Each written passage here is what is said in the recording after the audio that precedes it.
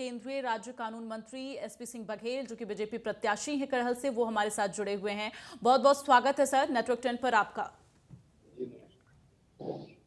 बघेल जी, सबसे पहले मैं आपसे यही जानना चाहूंगी, क्योंकि जिस तरह से जो मामला दर्ज कराया गया थाने में, उसमें कहा जा रहा है 2 नामजद हैं और करीब 25 लोग अज्ञात हैं। तो जो 2 नामजद हैं, कौन है वो लोग? हमारा स्वभाव परिलक्षित हो रहा है। मैं चाहता तो समाजवादी पार्टी के तमाम गुंडे, तमाम पदाधिकारियों के नाम भी दिखा सकता था, लेकिन मेरे साथ जो हुआ मैंने उतना ही दिखाया है कि जब मैं कबरई गांव से अस्सी कुल्लापुर होते हुए करहल जा रहा था, दोनों गांव के बीच में खेतों में छुपे हुए 20-25 लोगों ने एक राय होकर लाठी डंडे और सरिये और उसके साथ अपने के साथ एकदम जैसे सरप्राइज किया जाता है पर अटैक किया, जिससे मेरी गाड़ी फॉर्च्यूनर हुई है और मैं जान समझने की जब हमला हुआ था 5 साल बच गया।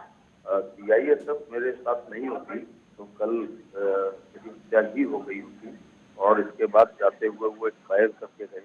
हमारे संजय शर्मा जो हमारे समर्थक हैं वो बाल बच गए, 4 में डेथ हो गई। और उसके अलावा एक व्यक्ति ये कह रहा था कि मैं उमाकांत यादव नगला बदा हूँ और तुम हमारे नेता के सामने चुनाव लड़ते हो। वो जात सूचक शब्द मैं यहाँ नहीं बोल सकता हूँ जो उसने बोले हैं और यहाँ चुनाव लड़ने के लिए आए हो जिस पार्टी ने तुमको बीएमपी बनाया था।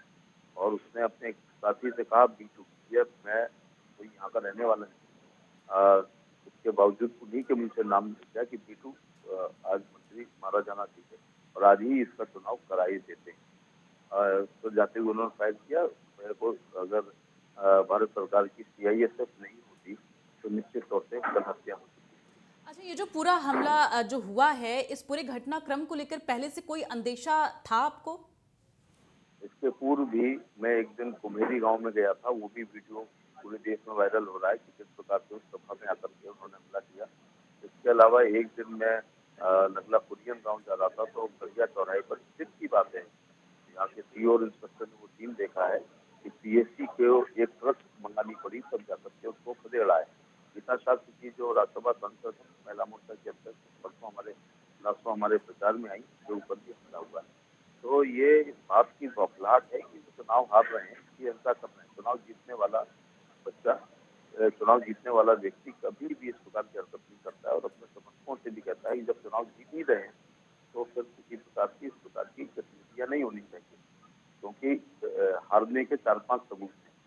तो पर्चा दाखिल करने वाले कहके दिन अखिलेश यादव कहके गए थे कि मैं यहाँ नहीं आऊंगा, तब तक मेरा नाम नहीं था ना, तो बोल गए कि मैं अब 10 मार्च को आऊंगा 40 दिन बाद, तो 6वें दिन क्या करने आ गए।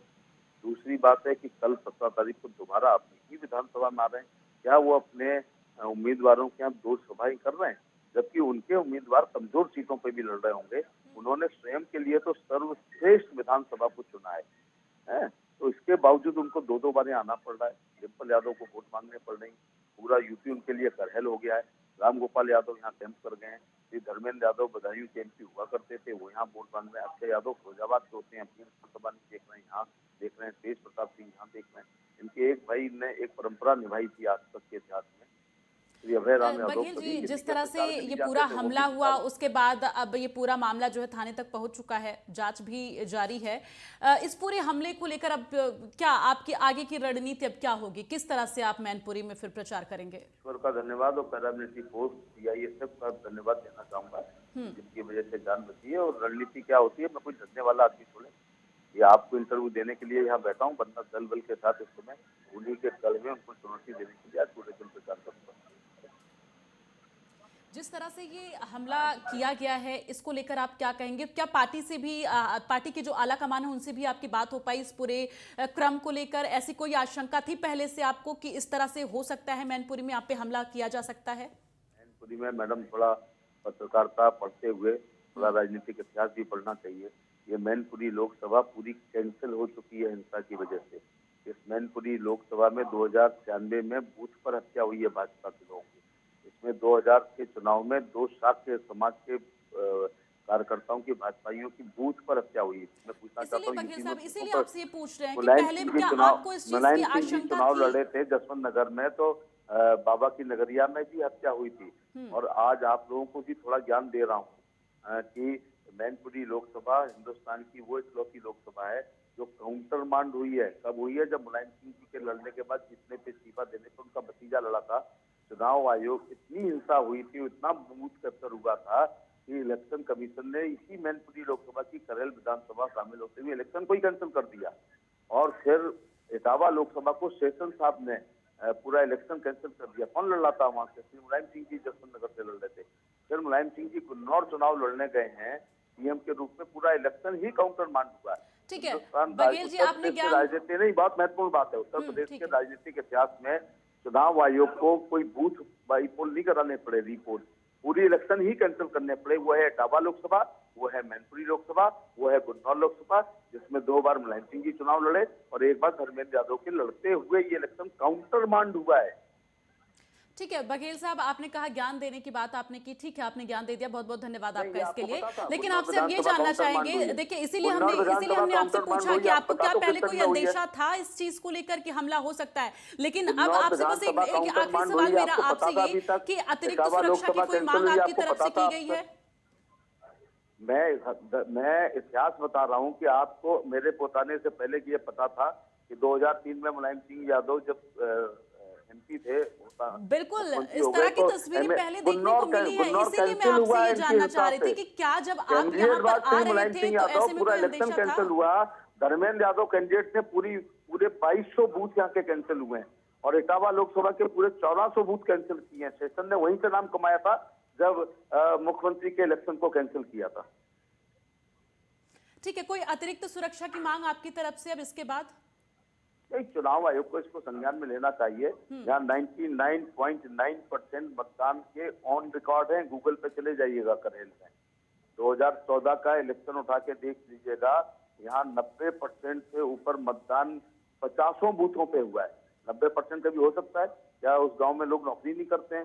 क्या बीमार नहीं होते हैं? क्या जेल में नहीं है? क्या रेल में नहीं होंगे? क्या अस्पतालों में नहीं होंगे? क्या CRP, BSF, ITBP, army, air force, navy में नौकरी नहीं कर रहे होंगे?